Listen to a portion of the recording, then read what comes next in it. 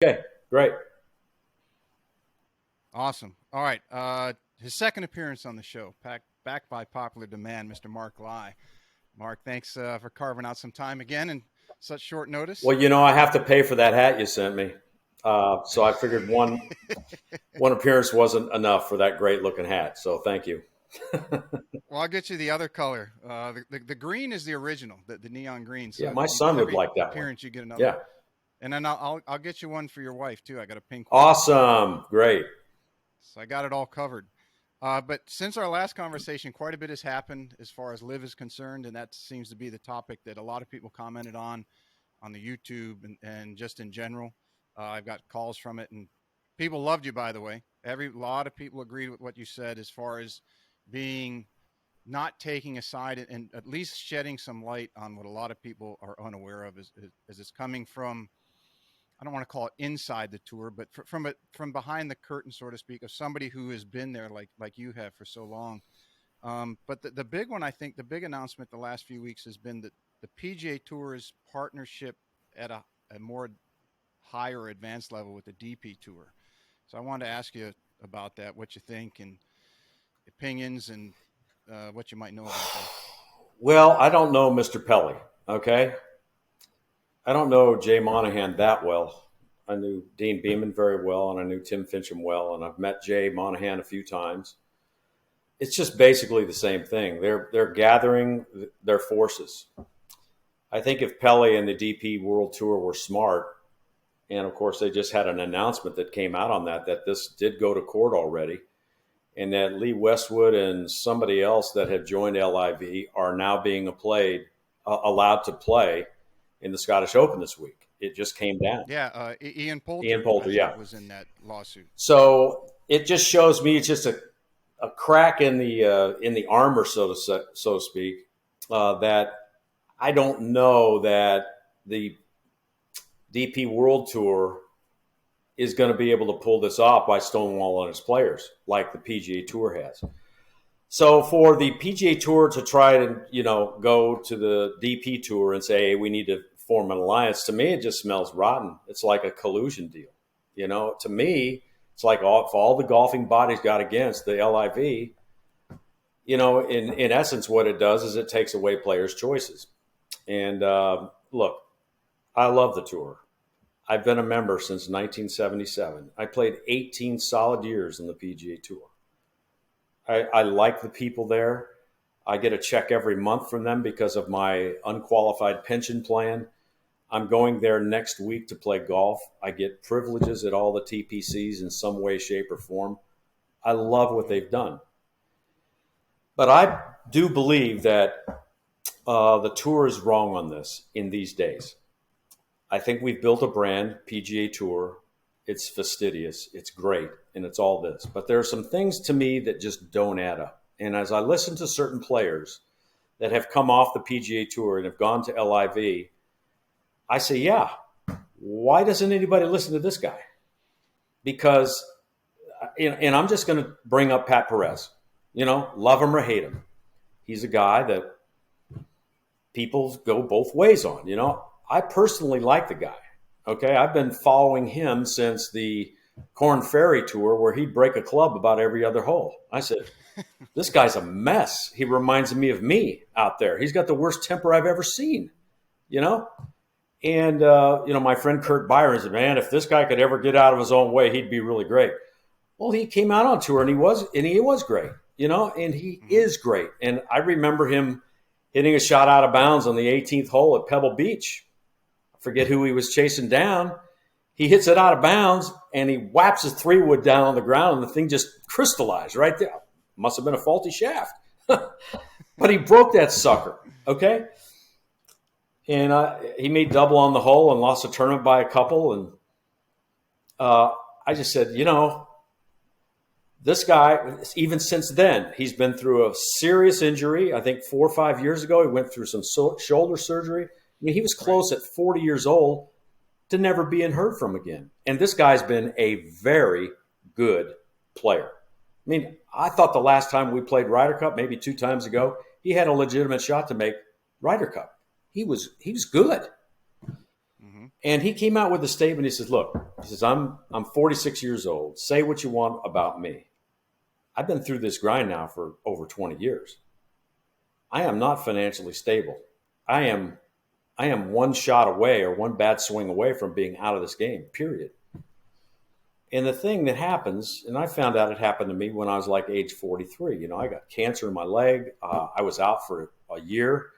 And I said, hell, I may not ever play again, So I started looking at other things to do because I knew the tour wasn't going to take care of me. I just knew it. Well, Pat Perez knows that. When you reach that no man's land, 42, 43, 44, the tour wants you gone. Okay? I've heard that from just about everybody in my age group when we were getting to that age. I said, well, I'm not going to beg for spots. I'm not going back to Korn Ferry when I lose my skills. I'm not going to do that. And a lot of guys, they do that because that's all they have. The tour doesn't take care of players, all right? We never get guaranteed money unless you're a certain guy like Kevin Streelman. He's making $2.5 million a year working for the PGA Tour as a player. Is that on the policy board? Yeah, he's on the policy board. He's like head of the policy board. And then another guy that's high up is Jordan Spieth. That makes... Wait a minute. You're saying that the policy board guys are paid millions of dollars to sit on there and make policy for what everyone else has to follow? Those are the only two that I know of because that's what the tour came out in a public, like mini accounting spread. So it's not volunteer. You're getting 7 figures to sit on there and make rules. Correct. While you're still competing. Which that's like, I remember in the mini tour days when guys used to complain that one of the part owners of the tour would set the pin placements, and they're like, how the hell is this?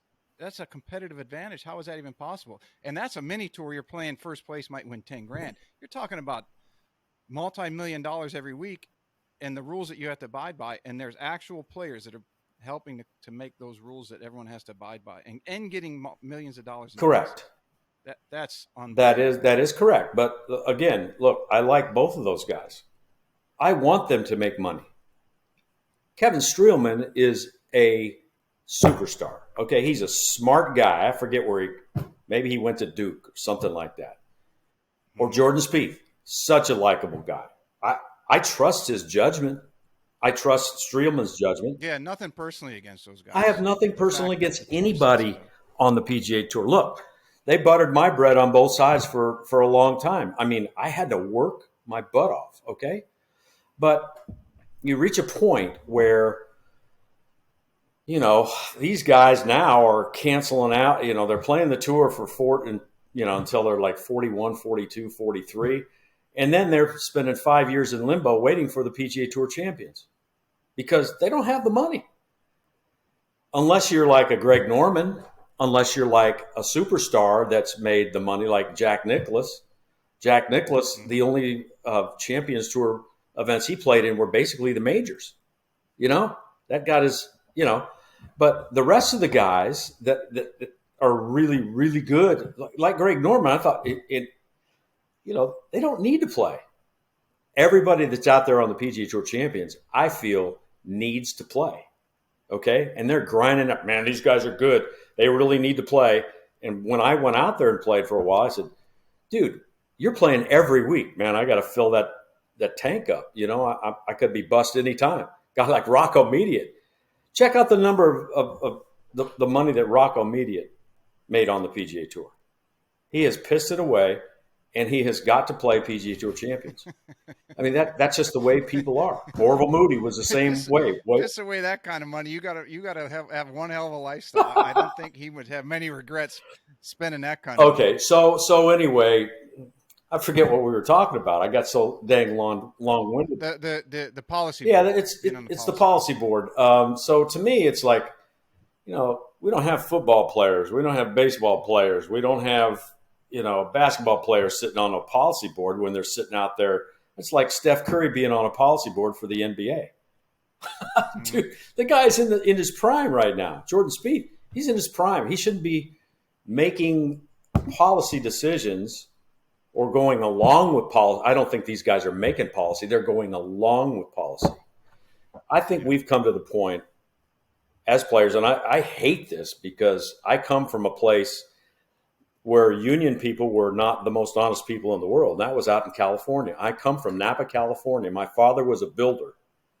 My mother, when my father and mother got divorced when I was 9 years old, my mother went to work for a dress manufacturing company. She ended up opening up her own dress manufacturing company. And the thing that was common out there was you had to be in the union. My dad was a builder, had to be in the union. Well, my mom fought it because she knew that the unions were crooked. Okay. My dad fought it because the unions were crooked. My mom beat him. My dad didn't beat him. So he had to suck up and join. So union has been a bad word in the LIV family for a long time. And I do see how, the Jimmy Hoffas and, the Teamsters unions and all of this stuff, unions, Amazon's unionizing in some places. Starbucks is unionizing in some places. The tour has never been in a situation where I think they've needed unions. I think they do now. They have to have people. Is that to check the balance of power? Absolutely. The balance of power is all on the PGA Tour side, and very little on the player side. So yeah, we're looking at Streelman, and we're looking at some other players. I'm pretty sure Justin Thomas is on the board. I don't know.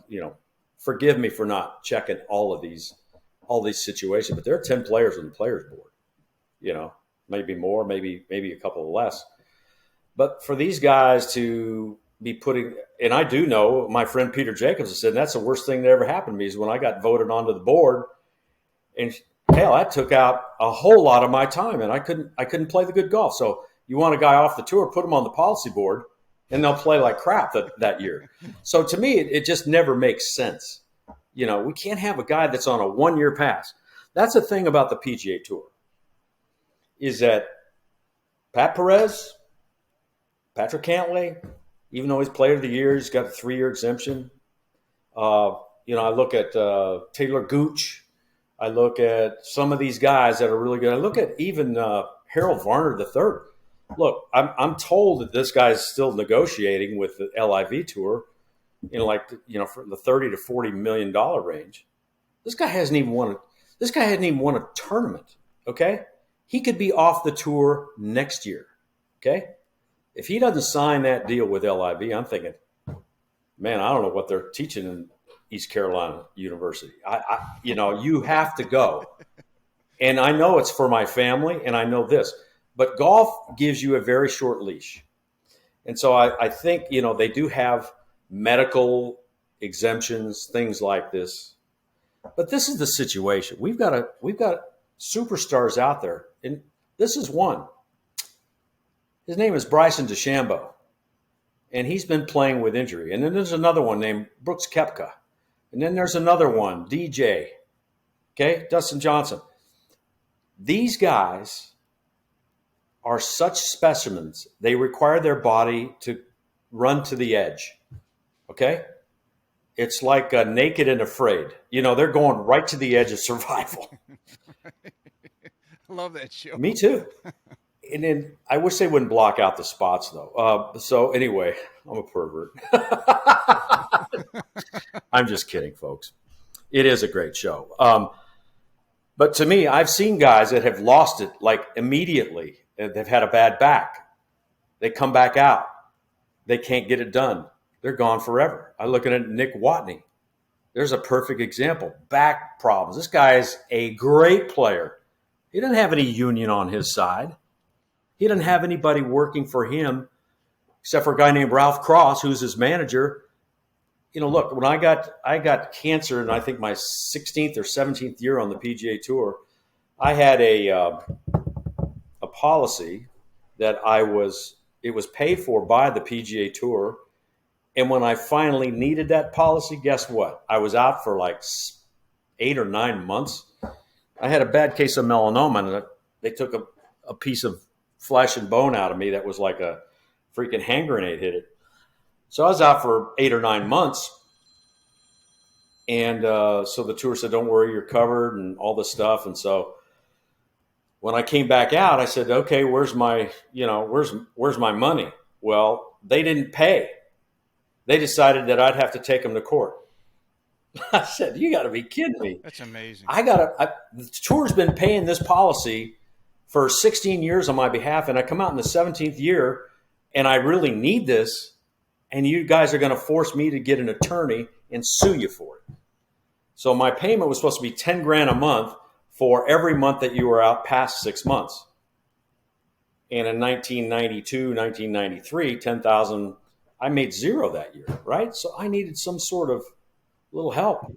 Insurance company said, no, you got to hire an attorney. So we sued, but they didn't want to take us to court. They said, Mr. Live, we'll give you $7,500.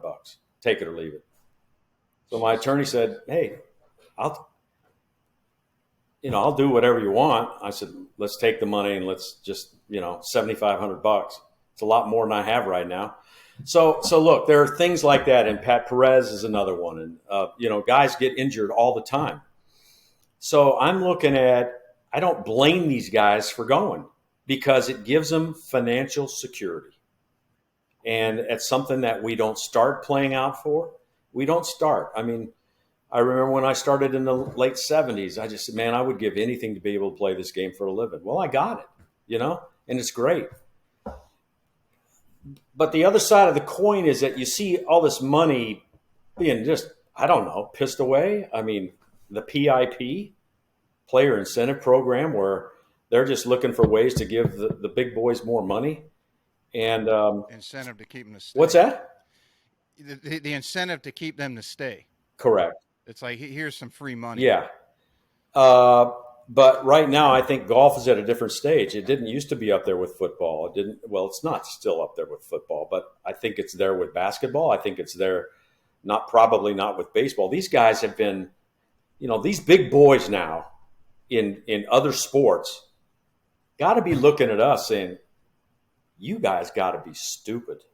Why are you putting up with more than half of you not getting paid every week? To me, that's just like dumb. In the world that we live in today, somebody that could be missing the cut could add as much as the guy that's leading the tournament in public viability. Phil Mickelson goes to a golf tournament. He brings a crap load of fans out there on Thursday and Friday, and even Wednesday during the Pro-Am, if there is a Pro-Am that week. I mean, he's bringing big stuff to the table. You send him down the road and he's out $5,000 or whatever he's out. And then the guy leading the tournament could be somebody like Nate Lashley, who I love Nate, great player, great story. It just doesn't compute. So I think that I'm of the mindset right now, and I put in my time out on the tour, that even though I didn't get the guaranteed money, I would say it's about time we get guaranteed money. It's about time we put something on the table for these guys that fail. And it doesn't have to make them rich, but it doesn't need to make them broke either. So I'm thinking that the DP Tour and the PGA Tour, DP Tour has always paid their top guns. Always. Going back, way back. Makes sense. You want Seve Ballesteros? You got to pay. Greg Norman in Australia. You want Greg Norman? You got to pay. You want Monty? You got to pay. You got Paul Casey? You got to pay. Colin Montgomery? Got to pay. So now the PGA Tour has its cake. It's got John Rahm. It's got, all these guys that are great players and great draws. And now that I see DJ getting the huge money, and I see Phil getting the huge money, and I see, other players getting the huge money, Bryson DeChambeau, I don't blame them one bit. So for me to see the tour vilifying players for doing this, and to say, okay, well, something, we're going to join forces with the DP Tour, which has been struggling for a while. So I look at it as like joining all the forces against LIV, because from what I've been reading about the LIV up in Portland, Oregon, talk about an audience that is unsympathetic. I mean, they had pickets outside the gates. I did a tournament. Don't let me forget this. Let's go. We'll go back to this, but just an old story. The Fred Meyer Challenge was a big, huge event in Portland, Oregon. My friend Peter Jacobson ran that tournament for, I don't know, 15, 18 years.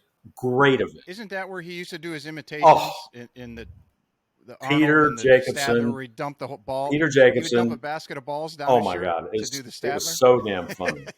And the Mexican accent as he's walking down the fairway, imitating Lee Trevino. Yeah, man, I got my Chevy, I got my Ford over here with dual exhaust extinguisher. He was so damn funny. You couldn't do that today, and you probably couldn't do it with Stadler either, because now it'd be fat people, that you'd be going fat after. Shaming. Fat shaming. But this stuff was so damn funny. It was a great event, and he got major league support in that town every year. I mean, it was like going to a mini U.S. Open. And so I played in it a bunch as, not one of the main draws, but they'd have a pro-am before the event. We'd always do Jake Trout and the Flounders. We'd play a show or a couple of shows that week with Peter Payne and myself and a real band behind us. And they really knew how to operate. Well, that new company, it's the CVS Charity Classic, and now it's run by Brad Faxon and Billy Andrade, and they've done a great job with it. But they took it away from Peter from Oregon. And one year I remember going there, and I think one of the reasons they did go away from there is there was a lot of abuse. It wasn't really abuse. It was prohibition. We drove in the gate one day, and there were, so many signs that said, pro golf sucks and it's for the rich and all of this stuff. And so I was part of the clinic one day, and Peter was talking about me as I was hitting shots. I said, "Hey, Peter, I see Portland. Where are you guys from? Are you guys all from California? Because this is the kind of stuff I see in California all the time. What are they upset at?" Peter says, "Hey, Mark, you better stay away from this deal." But it's the truth. So now, getting back on course here, they're having pickets going on all week out there at Pumpkin Ridge, which is just outside of Portland. It's a fantastic golf course. And from what I was reading from various, rags, papers, reports, the fans loved the event. They thought it was perfect. 4 hours in, 4 hours out. They're playing in, the shotgun start deal. To me, that doesn't quite seem right, but it does work for this event. It's a party atmosphere. They're popping champagne. They're doing all this stuff. The champagne's going all over. It doesn't seem to be as cutthroat. And no, it's not a U.S. Open. It's not a Masters, but it's golf that's played like it is today in my groups. My guys are having Bloody Marys at the turn. They're drinking beer through the round. Playing music. Yeah, exactly. Yep. So is that where the tour has gone? I don't think the whole tour's got that. You got your choice. You want to go do this over here, you get guaranteed. You win more than you've ever won in your life in one event, like Brendan Grace, who the best year he's ever had on tour, 2015, 2016. He won $2.5 million. That's a great year. How about that's your week? That's half of what you. How about $4 million for winning the event and another $350 for the team event? And here's one for you: Pat Perez. He's in the hunt, right? Shoots 80 the final day. He goes from top 5 or top 6 to 29th. He makes $153,000 and tie for 29th. Okay, $153,000, and he makes $750,000 in the team event. Pat Perez signed for $10 million. They gave him his money, okay? And he gets to keep all of his purse money, and they send the players 4 tickets. 4 tickets. 1 first class. Honey, I'll give that to you. 1 premium and 2 coach tickets. So caddy, family, whatever. You get your rooms paid for, your caddy gets paid for, except for what you agree to pay him on the bonus.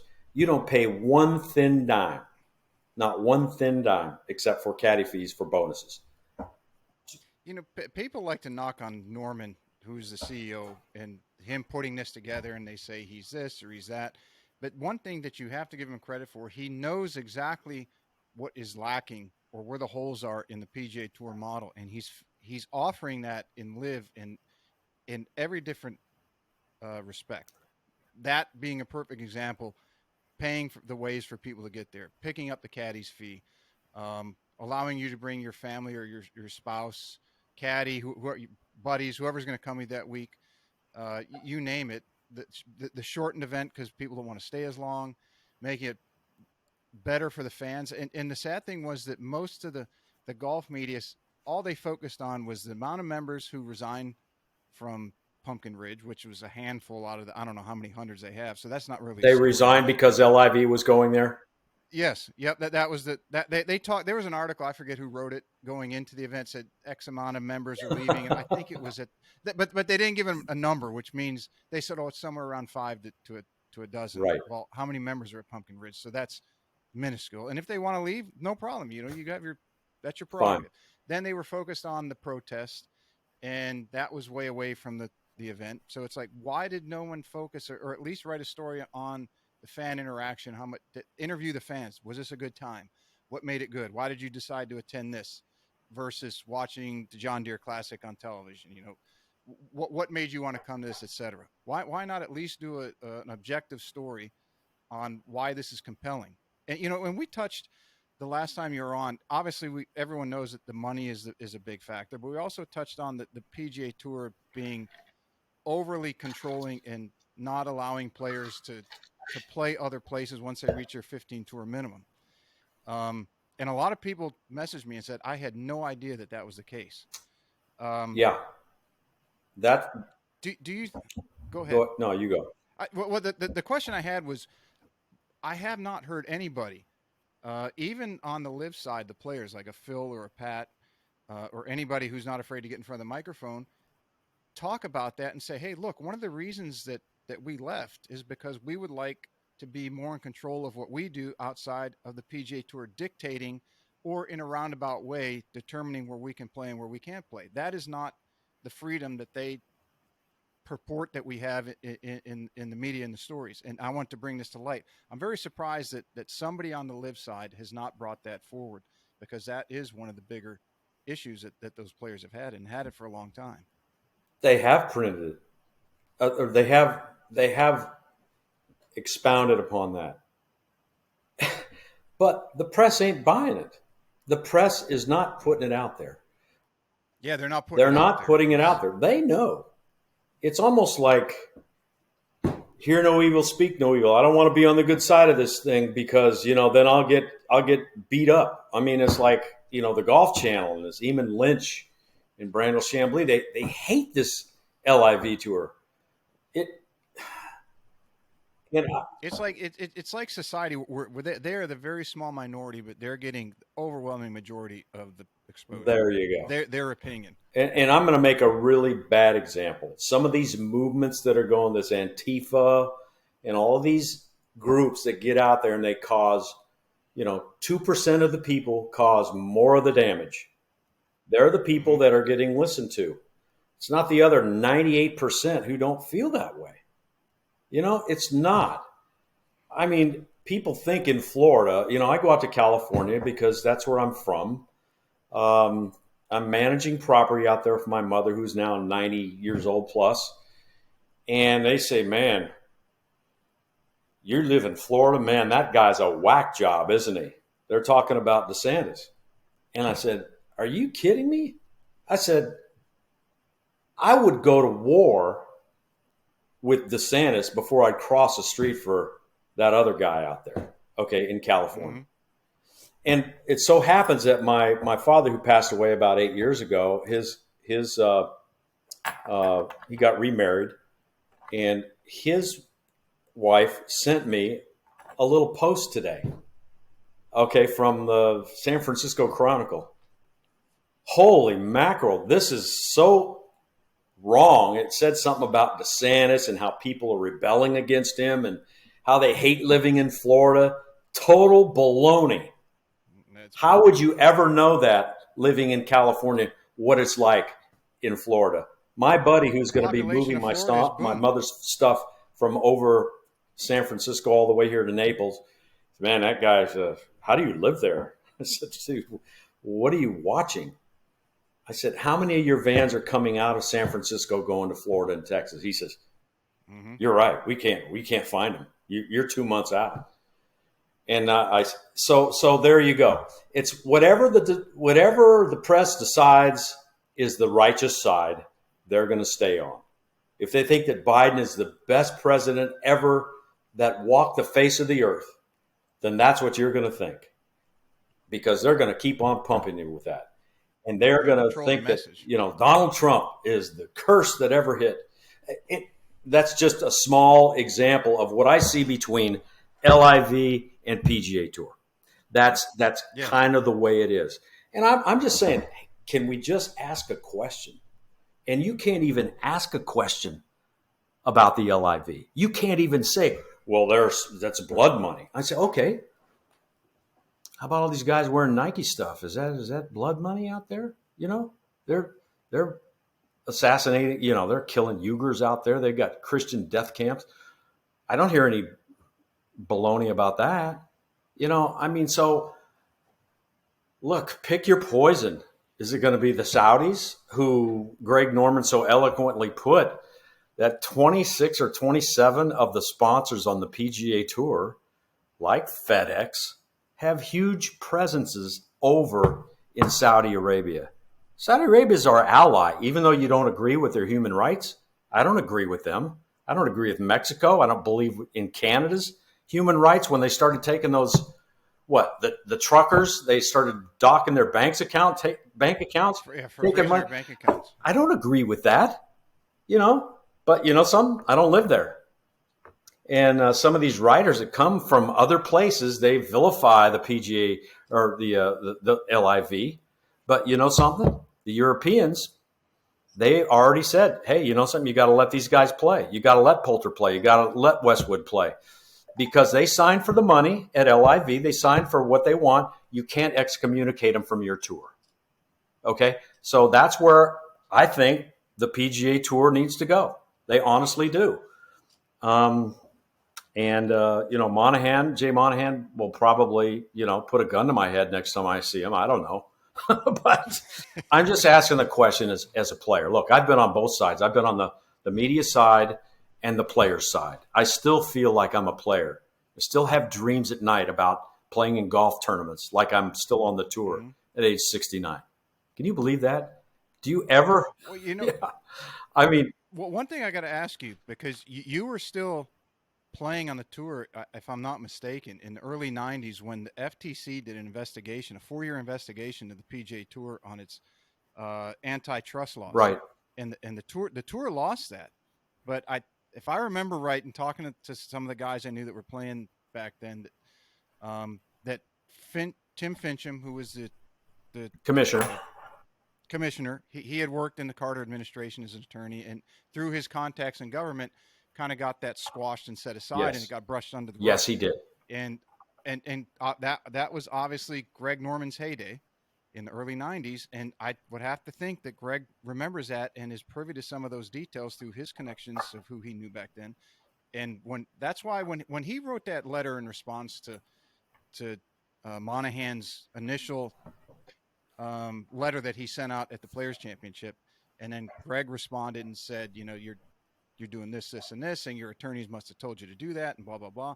I'm thinking that's a very strong rebuttal to the tour's stance. But I said, given Greg's position in the game back at that time, he's got to know a lot of different things that many in the public are not aware of, or else he would not have come out with that strong a statement just to come out with it for the hell of it, to appear not weak, to try to draw guys in. I don't think Greg's that type of guy where he's very calculated. He knows what he has, and he knows what the opposition has. Let me tell you the kind of presence that Greg Norman has. When he's in the room, you know it. You may not see him, but you feel it. He's got that way of captivating people. He is a bright guy. He is a superstar. I called him an icon one time, a world icon in golf. And people just trashed me on Twitter so much. I said, he used to be an icon, and now everybody's just dumping all over the guy. And this guy wrote back, says, "You have no idea what an icon is." And I said, well, maybe if you've been the places that I've been where he's been, and that's over in Europe, and it's been in Australia, he's an icon. He may not be one here, but how many people have their own shirts with it? And I happen to, be wearing a shark shirt that day. And, he's got the Wagyu beef. He's got his golf course design. He's got this GN1, Greg Norman 1 turf grass. I mean, he's a man. He's got restaurants. This guy's no slouch. His own wine? Huh? Oh, and he's got his wine from the Barossa Valley near Adelaide. Great stuff. The Syrah is the best. And I'm from Napa. For me to say that, that's like almost sacrilege to say that an Aussie wine has it. One thing I wanted to bring forward too, you and I talked about at some point. I don't remember if it was in the last show or in the post show we talked about it, but the PGA Tour pension fund. And I sent you. Remember that article that somebody wrote. I think it was Golf Magazine that says, and Jay Monahan alluded to it. Said if the LIV players sue the PGA Tour for the right to play, then the funding for that lawsuit is coming out of the players' pension fund. But you had mentioned that there was a second pension fund that is like untouchable. Yeah, it's the one that all of the PGA Tour, I guess, employees, all of those PGA Tour employees, their pension funds are protected. The players' pension funds are not protected. So when the Ping lawsuit came out, remember the Square Groove deal? Yep. They tried to discourage players from going to bat for Karsten Solheim and Ping because they said, if we lose this lawsuit, that, your pension funds are at risk. And we said, what about yours? Well, ours are in a different account, and they're good. So that's the way they operate. And did they ever give a reason for why theirs was untouchable, but your guy, as the players, was free game? Well, who's running the store? They ran it. They're the ones that set it up. We didn't have a board, or we had a board. They don't know what happens when you get on the board is that, people go in there with strong opinions and they walk out being one of the boys. That's what I think what happens from what I've seen. This guy, we would vote a guy in and he said, don't worry, I'll work for you. And then you get him back out and they say, well, how did this get passed? The one thing that bothers me is most recently the cut went from 70 players in ties to 65 in ties. And they had these stupid ass reasons that said, we can work better on the weekends with 65 players better than 75, and it won't really make a big difference. And I'm thinking, yeah, okay, so 150 to 156 man fields in the summertime is now we're working towards what, 60% of our players not getting paid? I'm saying this is going the wrong way. So I know the players on the board, several of them. I can't imagine them voting for this, but I think that they got, it was explained to them in such a way where, oh, yeah, that kind of makes sense. Yeah, because we have a big cut and, now we might not finish on Sunday and the TV money matters and, we might go in sudden death and we'll lose the broadcast, all this kind of stuff that just, look, if it's anything, it ought to be more players making the cut. And you know something? It ought to be everybody in the field making some kind of money so that they don't lose their ass during the week. It's $3,000 to $5,000 to play out there every week. And that's a low number. If you want to be one of the preeminent sports organizations in the world, and you're coming up with reasons to cut the field because of time or you have to pay employees more or something else, your job is to do something that not everyone else can do. You're supposed to be a leader, correct, which means you come up with ways that work that no one else has ever thought of before. And for the tour or any entity for that matter to come up with basically a cop-out answer that's convenient and not say, we're going to work on this and we're going to come up with something that works for everything, or at least the overwhelming majority of the boxes that we have to check. And we'll do that. And if it doesn't work, we'll continue to work on this so it does work. That to me is, as we were talking before we came on, it's a microcosm of the larger picture of, let's say, government for our country, and that it is using media outlets that it has sway over to control the message, to take the easy way out, to not lead, basically. The leadership at all levels, U.S. government, PGA Tour, and I'm sure if people go all the way down their local homeowners association, is lacking in that there is no trust in that, because the leaders aren't doing the things that they were tasked or empowered to do. And that is to lead and come up with solutions that work. And if it doesn't work for everybody, explain why. Here's what we're doing. We understand that this small segment will be affected, but we're trying and we're working, and this is what we're proposing that we improve there, on and on and on. Here's what they would do. At a typical players meeting, okay, this would be held, sometimes on a Wednesday night, okay? This is their plan.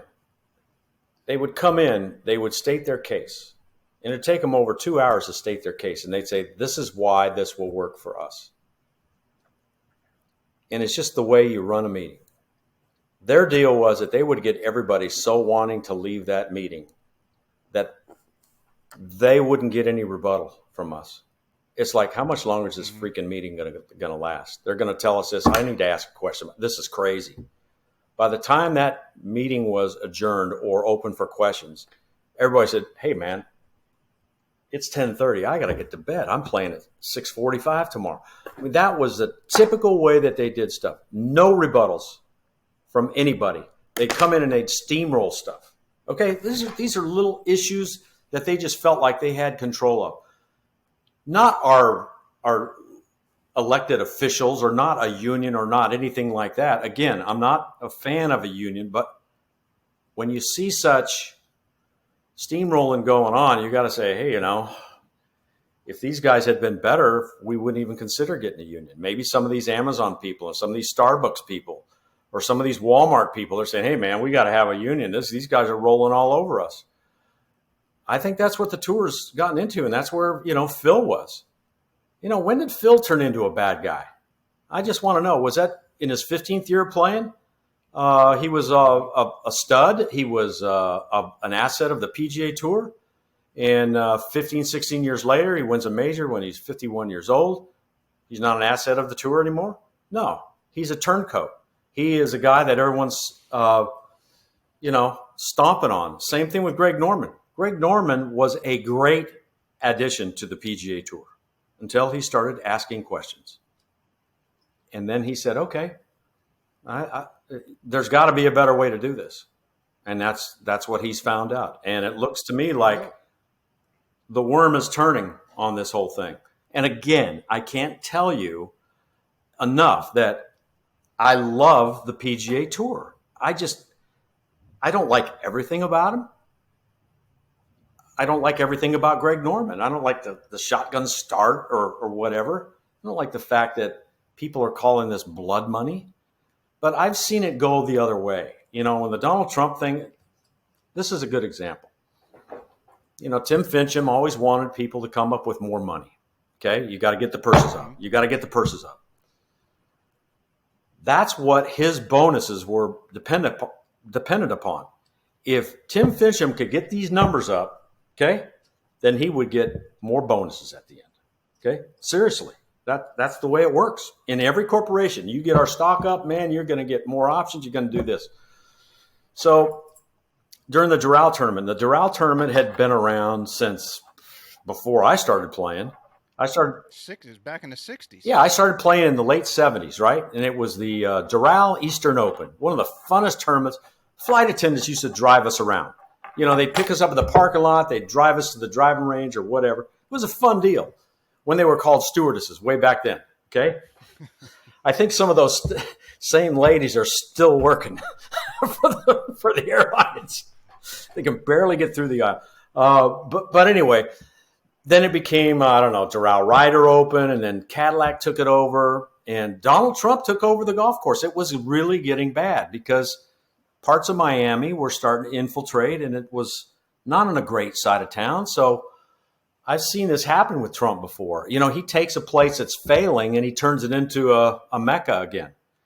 So he invests all this money in getting the resort back up to speed. It was a personal thing. He loves golf, okay? He gets it back to the glory days. I mean, yeah, man, this thing is great. He's got a World Golf Championship there now, sponsored by Cadillac. and they go to him, hey, you know something? We're thinking about moving somewhere unless you come up with your purse. And Donald Trump says, hey, dude, I've put millions and millions and millions of dollars into this golf course. I've put millions of dollars into the hotel. I've refurbished everything. I've gotten it representative of what you guys wanted on the PGA Tour. Now you're saying if I don't come up X amount of dollars in the next 3 years, that you're going to take this thing away from me?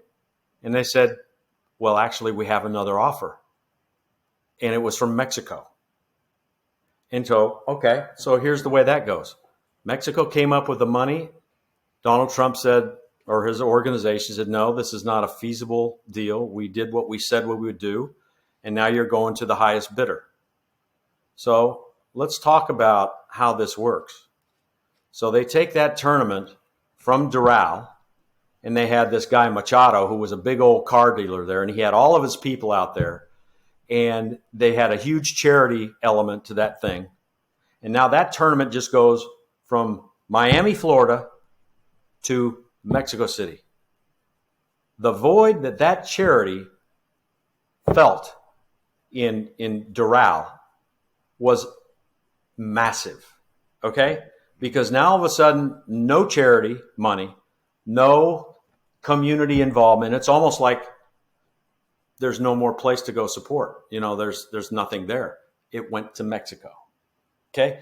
So when I hear about the charity... And they got a number of human rights violations themselves that they're no secret, which you don't hear a peep out of the Amons and the Brandles, and not knocking on them. I mean, they have their opinion, but I would ask them, where is the outrage over what happens to the Igers? Where's the outrage over what happens to people in Mexico? I think they have, on average, 2 journalists a year disappear. I know Brandel likes to talk about Khashoggi. It's like, look, you're supposed to be well-read and do your homework. Why this? It's like you can do it in a Google search. Journalism in Mexico, average of 2 a year that they know of. These guys are shills for the PGA Tour. This Eamon Lynch guy, what is he saying now that the European Tour players are getting to play? I mean, it's just giving them.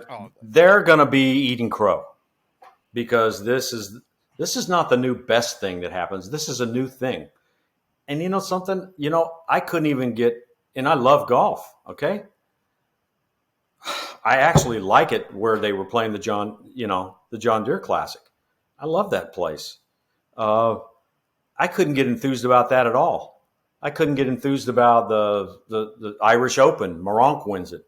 Who cares? I want to see what was happening on the LIV Tour. It's new and it's exciting. It had the best field in golf. Yeah, they have 27 of the top 100 in the world. There you go. Play it now. There you go.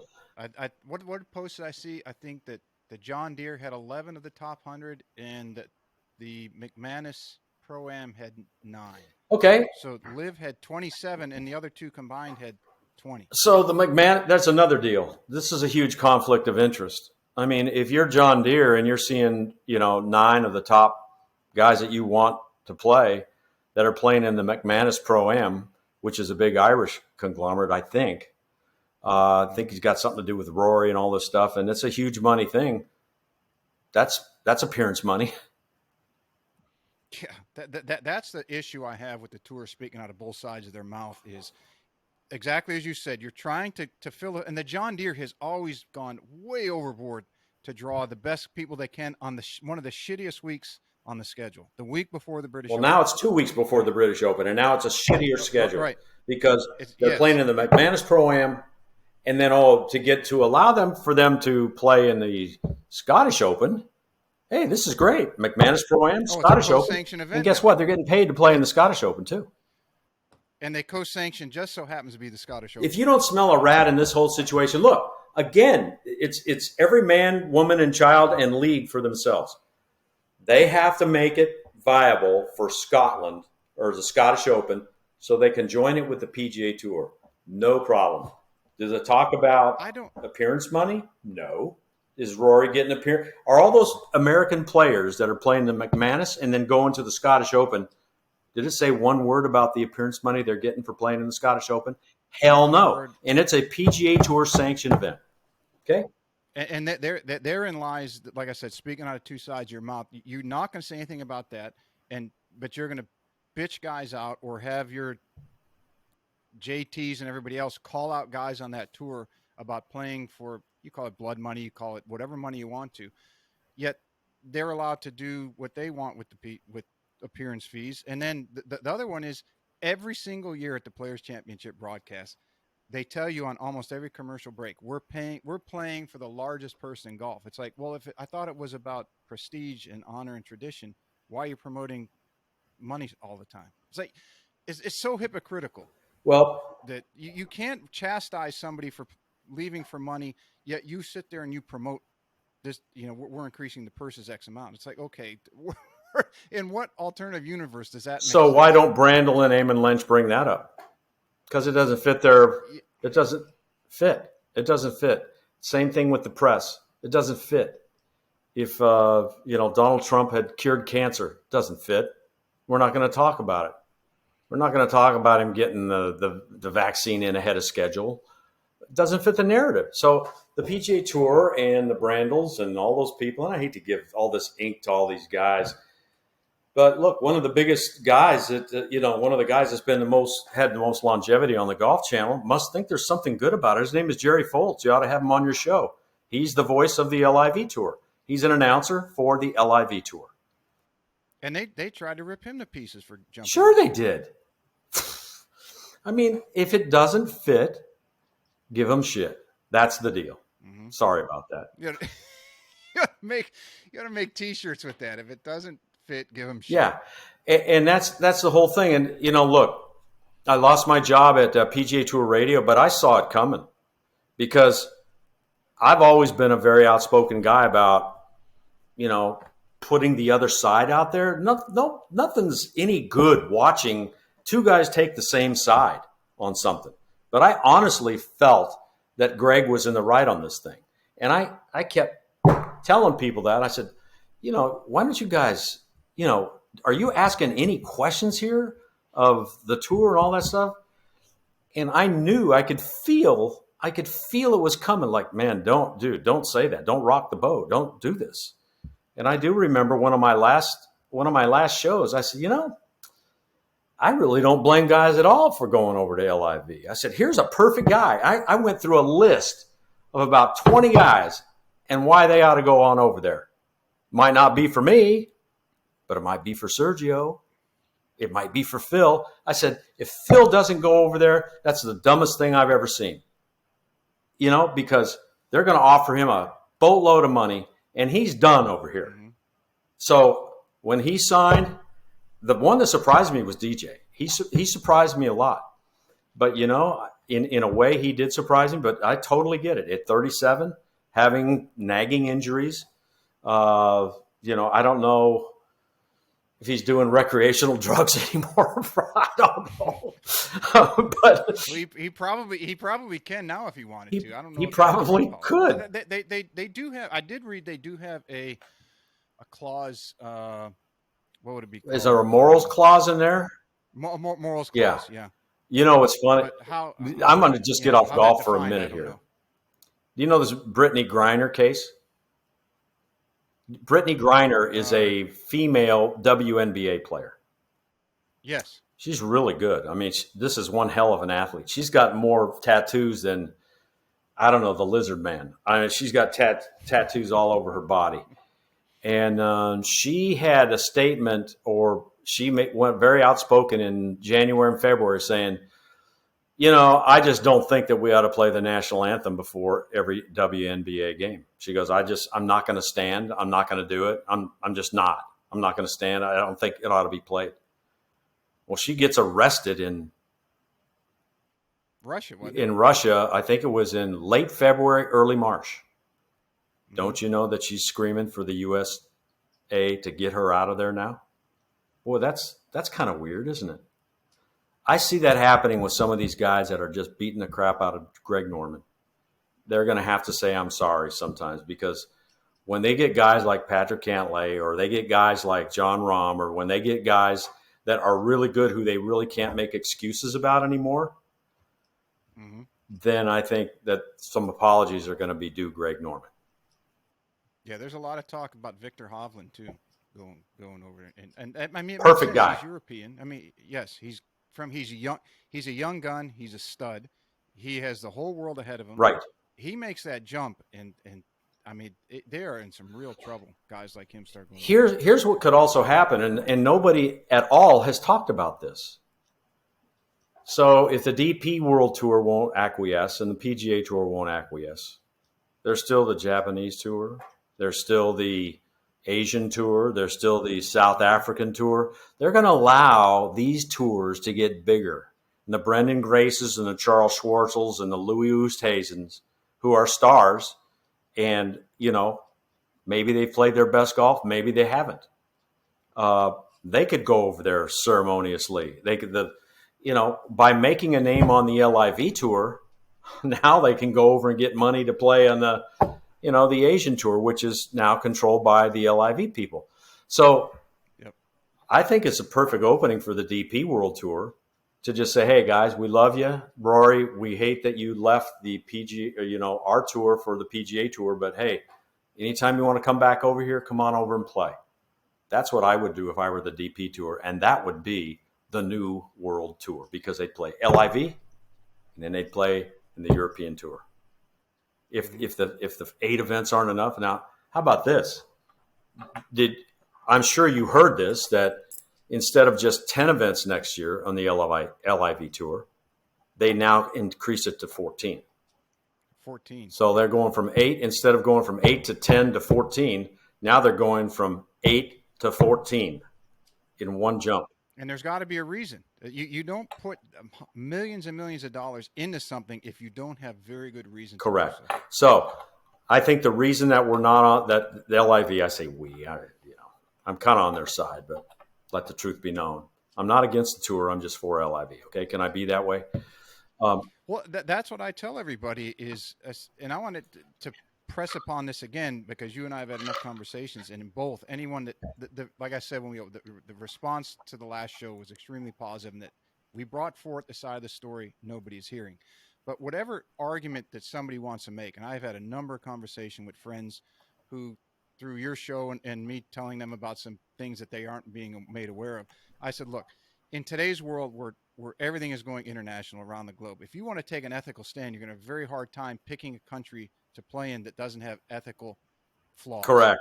So what it's going to circle back down to is people having the freedom to choose, number one, where they want to play, and then the viewer, i.e. the fan, is going to have the ability to pick who they want to watch and who they want to follow. So it all resorts back to having the freedom to do something that the individual wants. And I think, or at least I hope you and I have gotten across this on the 2 shows now that we've done, that it's let LIV do their thing.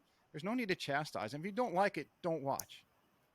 Because I don't see any LIV players knocking guys on the PGA Tour, but I see a lot of guys on the PGA Tour trying to knock down guys on LIV. And the latest example is JT, and I think JT's a great guy. But when what's the kid who said, was it Taylor Gooch that said at the award ceremony at LIV last week that the atmosphere, he had never played in a Ryder Cup, but you'd have to imagine that this is what it's like. Right.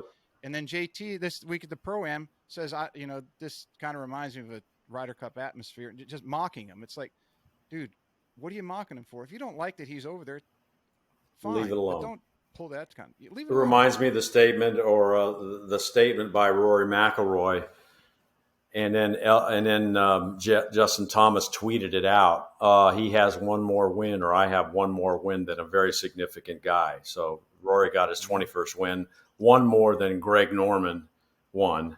And by the way, Greg Norman spent the first 6 years of his life playing over in Europe, and he won his 20 over here, in a different time span than, say, a Rory McIlroy. So, look, I just this thing is really going far. Another thing that I think will play into this are the venues that they're playing on the LIV, and they've already played a great course over in London. They played Pumpkin Ridge, which has hosted a ladies' U.S. Open and some U.S. amateurs. I think that's the one where Tiger won his Tiger Woods third. That's where he beat Steve Scott. Good call, good pull. Second one, Right. I think was but it, and then the third one is at. This is where I think Justice is kind of prevailing. Bedminster is another Donald Trump territory over there, and I think that's his flagship place. They were supposed to play the PGA there this year. Instead, they jerked it away from Donald Trump. Okay, they took it away from Donald Trump, and they prepared Southern Hills, okay, to host the PGA. Did you know that? Yeah, and I was going to ask you about that. Do you think that came from political pressure on the PGA Tour, or do you think that they did that to align themselves more politically with going forward? Well, I think that Trump's name is so toxic to some people that the PGA basically sold out. PGA of America, not the PGA Tour. Of course, we know they're two organizations, but the PGA Tour dumped Trump's Doral, and then the PGA, which I think this would have been a great event at Bedminster. I heard this guy that I know who used to be Phil Mickelson's caddy. His name is Alex Shuby. I was supposed to play there with him one day, and I couldn't make it because I was doing the PGA Championship over at Bethpage Black. He went over there to Trump Bedminster, and he said, "This is the finest golf course I've ever seen." Okay, so then it came out that there was some political rufflings, and that the PGA had decided to move the championship. So I don't know what courses were being considered, but they took it away from Donald Trump just like that. Okay. Just like they did at Turnberry in the Open Championship Rota. Yes. They took Turnberry out because Donald Trump owns it. Okay, so Turnberry, one of the most famous golf courses over on the British Isles, is now out of the Rota for the British Open. So not only do they take it away from Bedminster, they put it at Southern Hills. Now look, I played in a major championship at Southern Hills, and I do really like the people in Oklahoma, but Southern Hills is a dog track compared to Bedminster. Okay, they had fairways going over others, crisscrossing, and all this stuff, and I'm thinking that's the only way they could ever get Southern Hills long enough to play this day and age. In fact, when Tiger beat Woody Austin, I said that'll be the last time they ever play there because it's just not long enough. Well, they sold them a bill of goods. They had a PGA Championship there. And I just said, oh, my God, this doesn't even look like the same place anymore. So they took that away from, the PGA away. But I think the venues are going to be very important. So they're going to play Bedminster next. I think Doral is in there somewhere. And I see the next tournament that will get some great ink. Another tournament probably next year would probably be hosted at Turnberry. I mean, it makes sense to me. We're going to mark that prediction down now because I would have to agree with you without a doubt. That as we said, Norman is not dumb. You might not like him personally or what he does or has done, but that makes total sense. And look at all the courses he's built around the world. So he's still got some juice. I just want people to know and you don't have any animosity towards the PGA Tour. You've said it a number of times that you're a huge fan of the tour, just not on this. You don't agree with how they're going about handling the LIV situation. I totally disagree. I don't agree with everything that the tour does.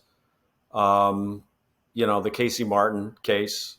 I mean, talk about a great kid. They beat him mercilessly. And now he lost one of his legs. The leg that was in question. Right. But when they handled that thing very poorly, I think they've done some things that I haven't disagreed with. But, they made them on their own terms. And anybody that's been around as long as I have, I mean, not everything is you're going to agree with. But the thing that bothered me the most is the fact that they could throw away Phil Mickelson after 31 years. And they're going to throw away, all of these other young guys that are making a decision based upon their personal situation. And yeah, they're playing for the money, but I think that in 5 years, we're going to see how big this thing can get. It's too early to make the call, but for them to make a call to expand 4 extra tournaments next year, I think they're just the people that were wanting to host these events. First of all, you have to have the venue. It takes about a year or so to get these things ready. I think these other courses were kind of hanging on there they could only guarantee 10 tournaments next year. But I think that some of these other venues have said, hey, you know something? That looked pretty good to me. Let's do it. Let's go there. So you know that Norman's got to be working on some courses down in Australia and New Zealand. He's not going to let, if they'll let him in, he's going to want to showcase his brand in his homeland. Not even his brand, just what he has been working on for so long. You know, he's going to want to showcase that where he's from. Well, I hate to say it, but not in Australia, but there's a place called Kidnappers up in New Zealand that I've heard is just outstanding. And then Trump's also involved in a course. I think it's northeast Scotland. I can't for the life. It's something Castle, Stewart's Castle or something like that. That could be another place. But if I'm Trump, I'm sticking it to the PGA Tour because they hosed me way back when. But again, with Norman and his influence around the world, I asked him, I saw him a few years ago when we were, not doing as well golf-wise. It was way before COVID and everything. I was hosting a deal with him over at my club, Old Collier Golf Club here. And he was working for a watch company called Omega. So he flew in on his chopper, and I said, hey, mate, good to see you. It's been a while. We hugged, and then I took him into the, they have about 100, 110 people waiting for him, and they all clapped. And I said, so what are you doing? He says, man, there's nothing going on in America. He says, I'm doing all my stuff on the Pacific Rim and in other places to recondition them and get ready. So he is a world guy, and I think this is a true world tour. And with a world tour, you can't play 44 weeks. You can do 15 events, and that's good. So it gives the guys like Pat Perez, he's got 2 babies or something right now. He say, hey guys, look, I got $10 million up front. I get to keep all the money I make. I'm only working 8 weeks this week or this year, 10 events next year. Now it's 14. And he said, this makes my life more normal. It's like we said before, it's fun to watch, and it's going to be going on for a while, and the story continues to evolve. I actually think it's been exciting it's brought a lot more people into golf to talk about it and at least listen to what's going on than it has before. So I don't see how it's so much detrimental to the game when it's bringing more people in.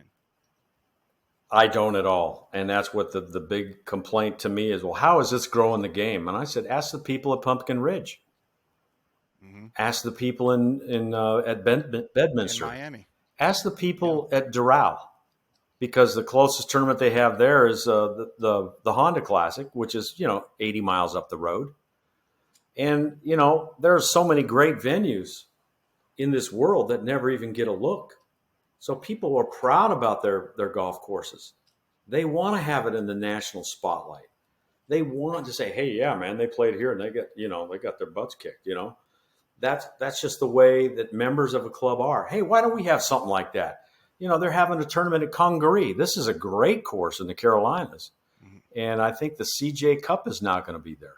Yeah, it's CJ Cup. Yeah, there. So yep, they had the RBC the Canadian Open, because no one could get to Canada, which was crazy. Canadian Open in South Carolina. What? And you're right, the CJ. Yeah, remember last year the Canadian Open week was played at Congaree. That's right. And they called it the Palmetto Cup. Yeah, that's right, because they wouldn't allow. Canada had the 2-week quarantine. Yeah, that's right. That was the deal on this year's Canadian Open as well. So they moved it. Congaree, the rumor here locally is they did that to test the waters because they want to get a President's Cup. Boy. And they found out that there's a lot of infrastructure that they're going to need to put in there in order to do that. Now they've got the property; it's pushing 2,000 acres. Yeah.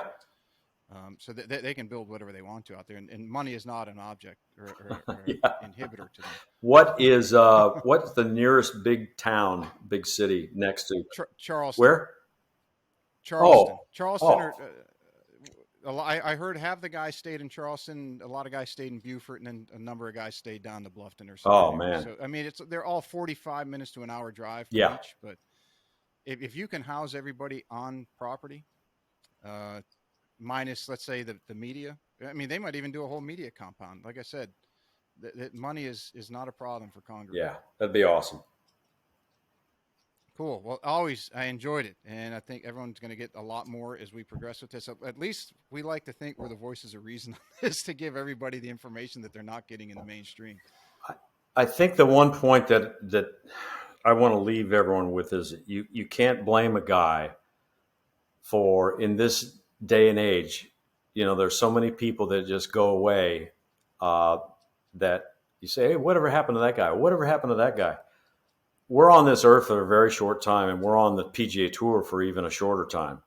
And so you can't want to really criticize a guy for maximizing his best years and playing where he can most suitably either make it rich or, make his personal circumstance better.